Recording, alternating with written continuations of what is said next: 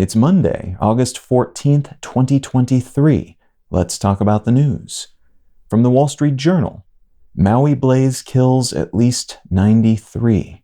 A wildfire in Maui, Hawaii, has almost completely destroyed the historic town of Lahaina and left at least 93 people dead, making it the deadliest wildfire event in the U.S. for more than a century.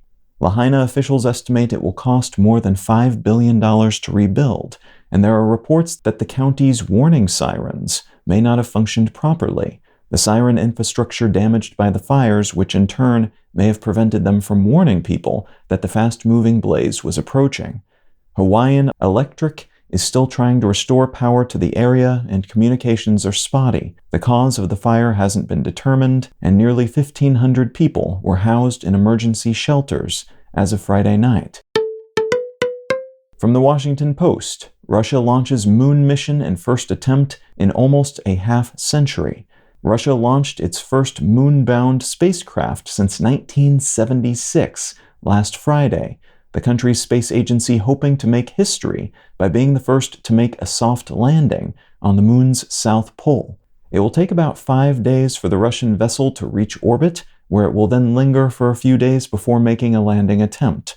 The Indian Space Agency, which launched a similar mission last month and which is hoping to make their own soft landing by August 23rd, is also hoping to be the first to do so. So there's a bit of a deadline here, as being the first to do anything in space is kind of a big deal. So there's a chance timelines will be expedited for both agencies due to political pressure. And from BBC News, scientists at Fermilab close in on fifth force of nature. Scientists at the Chicago-adjacent Fermilab have announced that they've found more evidence for a fifth force of nature, which, if proven, could completely change our understanding of physics. This announcement is a follow-up to a 2021 announcement in which they initially suggested this fifth force, which would exist alongside the other four, gravity, electromagnetism, and the strong and weak forces, might be influencing the behavior of subatomic particles called muons, which are not behaving as they should based on a model of physics that only includes the four currently known forces.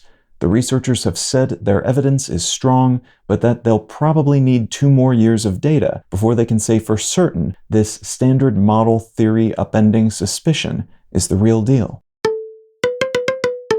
If you're finding some value in One Sentence News, consider leaving a quick review wherever you get your podcasts and/or sharing the show with a friend. You can find out more about this show or subscribe to the email version at onesentencenews.com, and you can support this and other related projects, like the Let's Know Things and Brain Lenses podcasts at understandery.com.